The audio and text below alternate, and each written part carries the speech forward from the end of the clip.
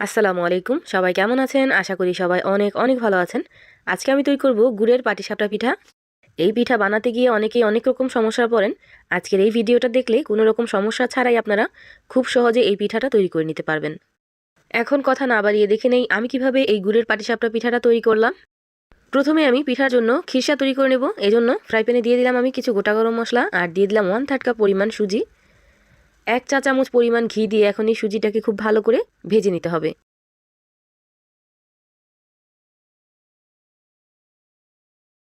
সুজিটাকে আমি খুব ভালোভাবে ভেজে নিছি। এখন এখানে দিয়ে দিব আমি 1/2 কেজি পরিমাণ লিকুইড দুধ। এখন অনবরত নাড়তে হবে, না হয় কিন্তু সুজিটা দলা পাকিয়ে যাবে। কিছুক্ষণ নাড়াচাড়া দেওয়ার পরে যখন খুব ভালোভাবে বলক চলে আসবে আর সুজিটা খুব ভালোভাবে ফুটে উঠবে, ওই পর্যায়ে এখানে আমি দিয়ে দিব 1/3 কাপ পরিমাণ চিনি। অবশ্যই এখানে চিনির পরিমাণটা আপনারা বুঝে তারপর দিয়ে দিবেন। এখানে আপনারা সুজির পরিবর্তে শুকনো চালের গুঁড়া দিতে পারেন বা চাল বেটে তারপর এখানে ব্যবহার করতে পারেন। চিনির পরিবর্তে আপনারা এখানে খেজুর গুড় দিয়েও কিন্তু এই খিরসাটা তৈরি করে নিতে পারবেন। কিছুটা যখন ঘন হয়ে যাবে ওই পর্যায়ে এখানে আমি দিয়ে দিব কোরানো নারকেল। কোরানো নারকেলটাও আপনারা আপনাদের পছন্দ মতো দিয়ে দিবেন। দিয়ে দিব সামান্য পরিমাণ লবণ। যারা মিষ্টিতে লবণ পছন্দ করেন তারাই দিবেন, আর যারা পছন্দ করেন না তারা এখানে স্কিপ করে যাবেন। এখন অনবরত নেড়েচেড়ে এই খিরসাটাকে ঘন করে নিতে হবে। জাল করতে করতে এই খিরসাটা কিন্তু অনেকটাই ঘন হয়ে গেছে। এখন আমি চুলাটাকে অফ করে দিয়ে এই খিরসাটা এইভাবেই রেখে দেব। আর ঠান্ডা হওয়ার পর এই খিরসাটা কিন্তু অনেকটাই শক্ত হয়ে যাবে। আর এই তো দেখতেই পাচ্ছেন ঠান্ডা হওয়ার পর এই খিরসাটা অনেকটাই ঘন হয়ে গেছে। এখন এই খিরসাটা একটা সাইডে আমি রেখে দেব। এদিকে একটা বলে আমি 2 কাপ পরিমাণ দিয়ে দিলাম রান্না করা ভাতের চাল, মানে সেদ্ধ চাল। 1 কাপ পরিমাণ দিয়ে দিব আতপ চাল। এখন আমি পানি দিয়ে 2 থেকে আড়াই ঘন্টার জন্য এই চালটাকে ভিজিয়ে রাখবো।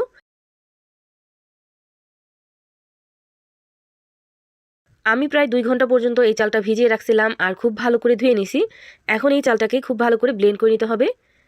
ব্লেন্ড করার সময় খেয়াল রাখবেন যেন কোনো রকম লাম্পস বা দানাদার অংশ না থাকে, তাহলে কিন্তু পাটিসাপটা পিঠাটা বানানোর সময় ফেটে যাবে। আর এই তো দেখতেই পাচ্ছেন খুব ভালোভাবে আমি চালটা ব্লেন্ড করে নিছি, আর কতটা স্মুথ হয়েছে দেখে নিশ্চয়ই বুঝতে পারতেছেন। আপনারা যখন ব্লেন্ড করবেন যদি দেখেন দানাদার অংশ আছে চালের ভিতর, তাহলে একটা ছাঁকনির সাহায্যে ছেঁকে নেবেন। এখনই ব্লেন্ড করা চালের আটাটা আমি একটা বলে নিয়ে নিলাম। আর দিয়ে দিব 1 কাপ পরিমাণ খেজুরের গুড়। এখানেও অবশ্যই আপনারা মিষ্টির পরিমাণ বুঝে তারপর দিয়ে দিবেন। আর যতটুকু আমি চালের পরিমাণ নিছি ততটুকু কিন্তু এখানে ব্যবহার করি নাই, অর্ধেকটা ব্যবহার করছি। দিয়ে দিব 1 চামচ পরিমাণ লবণ। 1/3 কাপ পরিমাণ দিয়ে দিব আটা। আটা দেওয়ার কারণেও কিন্তু আপনার পিঠাগুলো কিন্তু ফেটে যাবে না, একদম স্মুথ হবে। এখন সব কিছু খুব ভালো করে মিশিয়ে নিতে হবে।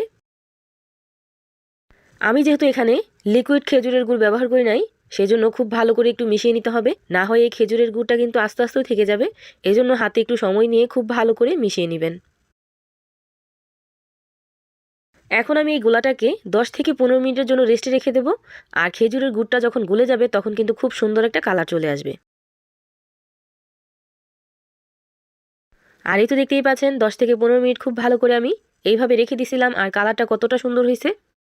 এখন কিন্তু এই ব্যাটারটা অনেকটাই ঘন আছে, এজন্য এখানে আমি 1/2 কাপ পরিমাণ পানি দিয়ে দিলাম। এখন আবার সবকিছু খুব ভালো করে মিশিয়ে নিতে হবে। আর এই তো দেখতেই পাচ্ছেন এই পাটিসাপটার ব্যাটারটা কিন্তু একদম পারফেক্টলি রেডি। আপনারা লক্ষ্য করলে বুঝতে পারবেন যে এই ব্যাটারটা কীরকম হয়েছে। এখন আমি পাটিসাপটা পিঠাগুলো তৈরি করে নেব। পিঠাগুলো তৈরি করার জন্য এখানে আমি একটা নন স্টিকের প্যান নিয়ে নিছি, আর এখানে আমি কিছুটা পরিমাণ তেল ব্রাশ করে দিলাম। আর এই পিঠাগুলো ভাজতে হবে একদম চুলার হিটটা লো হিটে রেখে, কোনোভাবে হাই হিট করে এই পিঠাগুলো ভাজা যাবে না, তাহলে কিন্তু পুড়ে যাবে। ফ্রাই প্যানটা যখন কিছুটা গরম হয়েছে ওই পর্যায়ে আমি 1/2 চামচ পরিমাণ ব্যাটার এইভাবে দিয়ে দিলাম, আর দিয়ে চামচ দিয়ে এইভাবে একটু গোল করে দিলাম। আপনারা চাইলে ফ্রাই প্যানটাকে ধরে ঘুরিয়ে ঘুরিয়ে কিন্তু এই পাটিসাপটা রুটিটা তৈরি করে নিতে পারবেন। 30 সেকেন্ডের মতো আমি ঢাকনা দিয়ে ঢেকে রেখে দিব।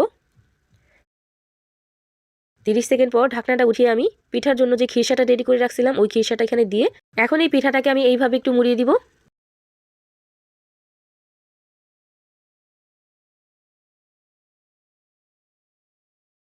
আর এই তো দেখতেই পাচ্ছেন প্রথম পিঠাটাই কিন্তু মাশাআল্লাহ অনেকটাই সুন্দর হয়েছে।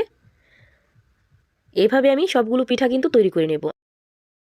প্রত্যেকবার পিঠা বানানোর সময় অবশ্যই আপনারা ফ্রাই প্যানে সামান্য পরিমাণ তেল ব্রাশ করে নেবেন, এতে করে কিন্তু পিঠাগুলো উঠাতে খুবই সুবিধা হবে।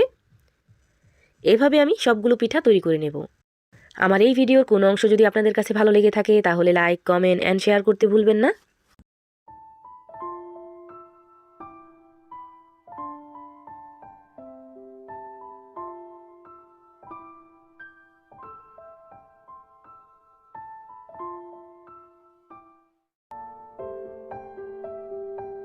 আর এই তো দেখতেই পাচ্ছেন এইভাবে আমি সবগুলো পিঠা তৈরি করে নিছি।